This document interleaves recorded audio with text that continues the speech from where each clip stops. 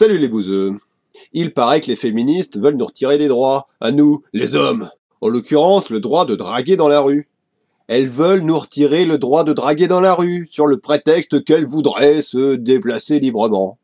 Ah, les salopes. Alors moi, j'ai regardé dans la Déclaration universelle des droits de l'homme, et bon, j'ai pas vu, hein. Le droit de draguer, ça y est pas. Par contre, j'ai vu un truc, c'est l'article 13, toute personne a le droit de circuler librement. Ah merde alors. Donc il y a des gens, ils défendent un droit, d'après eux, hein, vu que ça existe même pas, contre une liberté fondamentale.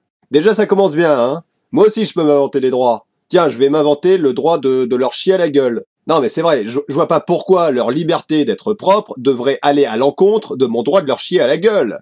Parce qu'on en est là, hein. En effet, pour ce droit de draguer, il s'agit d'un droit imaginaire qui va à l'encontre d'une liberté fondamentale. Tandis que le droit des femmes à marcher sans se faire emmerder, ou juste accoster, lui, ne se fait au détriment de personne. Il s'agit bien d'une mentalité qui considère que l'homme possède des droits sur la femme et que celle-ci a le devoir de s'y soumettre. Donc une mentalité de merde, hein, en gros. Pour faire une analogie, trouver que son droit de draguer est aussi important que le droit des femmes à circuler librement dans la rue, c'est comme trouver que son droit de jouer de la perceuse à 3h du matin est aussi important que le droit de vos voisins de dormir. Ça ne marche pas comme ça, les droits et les libertés. Ça fait quand même à peu près 200 ans qu'on a théorisé que la liberté, ça consiste à faire ce qui ne nuit pas aux autres. Or, draguer, ça consiste à être en demande de l'autre. Draguer, ça se fait pas tout seul, hein, c'est pas comme la branlette.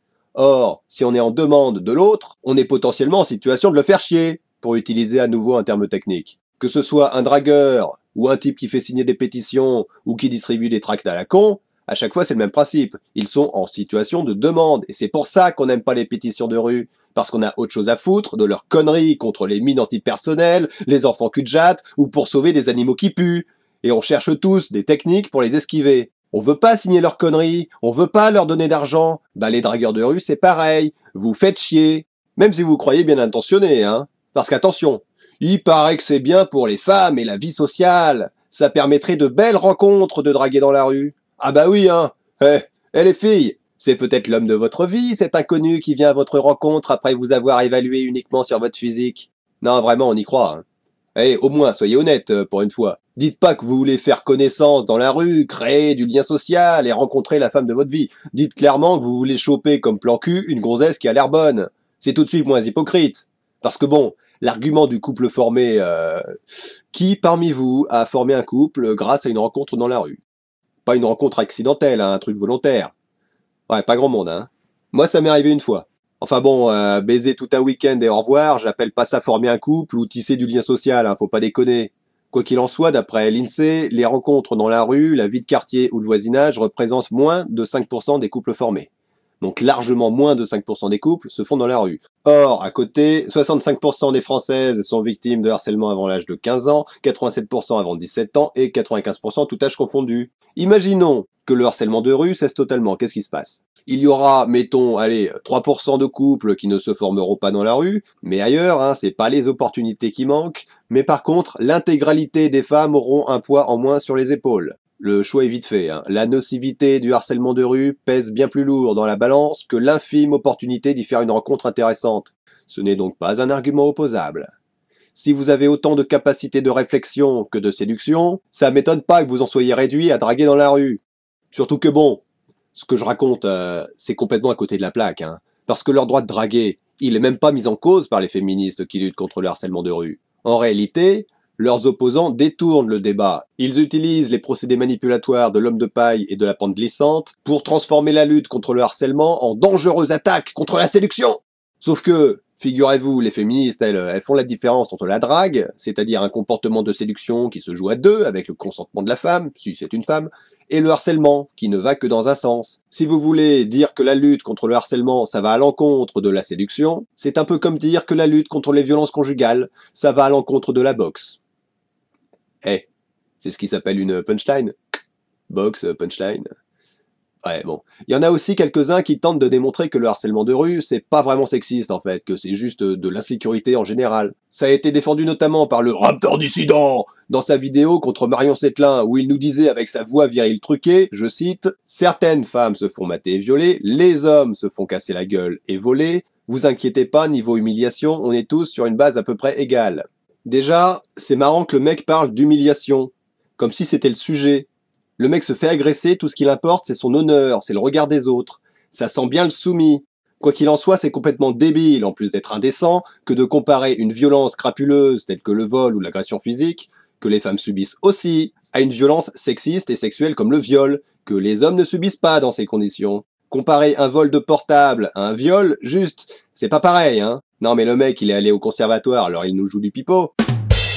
Je sais qu'on peut tenir à son smartphone, mais se le faire voler, c'est pas traumatisant non plus, faut pas déconner, à moins qu'au passage le voleur te le foute dans le cul en mode vibreur.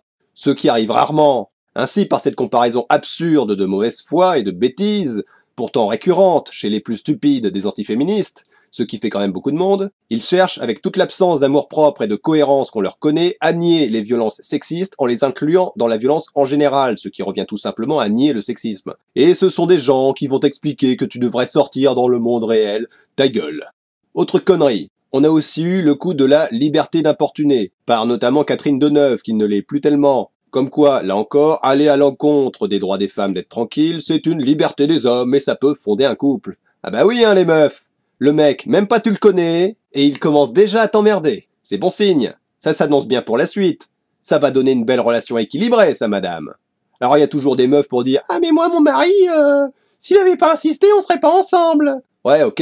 Mais peut-être que s'il avait pas insisté, t'aurais trouvé quelqu'un de mieux, de plus respectueux. Et peut-être aussi que pour d'autres meufs, si le type avait pas insisté, elle se serait pas faite violer. T'y as pensé à ça, morue? Ou bien tu penses que ton petit couple de merde est plus important que des milliers de viols? Car on en est là, hein. C'est encore la même logique égoïste et oppressive qui consiste à défendre un droit ou une liberté qu'ils sortent comme ça les arrange de leur anus purulent, contre des droits et libertés fondamentales qu'on a déjà théorisés depuis des siècles et qui marchent très bien. Qui marchent dans la rue.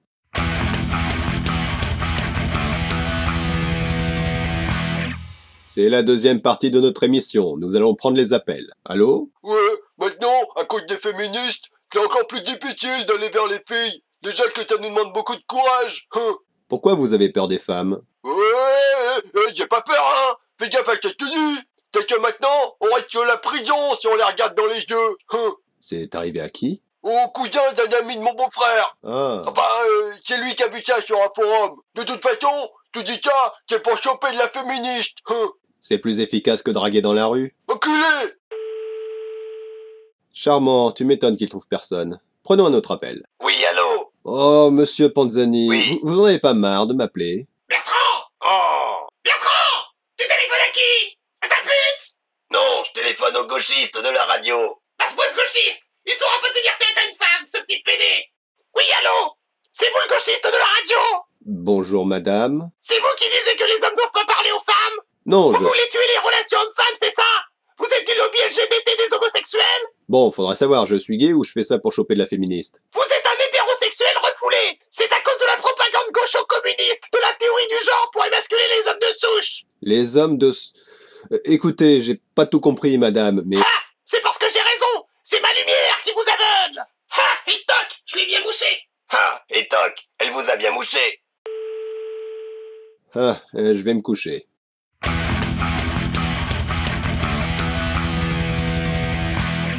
Notre émission est désormais terminée, j'espère qu'elle vous a plu. N'hésitez pas à le préciser dans les commentaires. Vous pourrez retrouver dans la description les liens pour me suivre sur les réseaux et me soutenir sur Tipeee. On se retrouve dans quelques jours pour la prochaine émission chaque dimanche et mercredi midi. Allez, salut les bouseux!